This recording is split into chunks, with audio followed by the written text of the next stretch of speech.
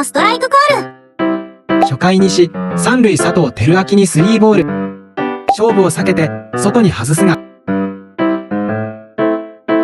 実況両者、まさかのストライク。解説構えたところに来たので、アンパイアの手が上がってしまいましたね。やばいな審判。それをストライクにする意味がわからない。めっちゃ外やのに飛んだよ。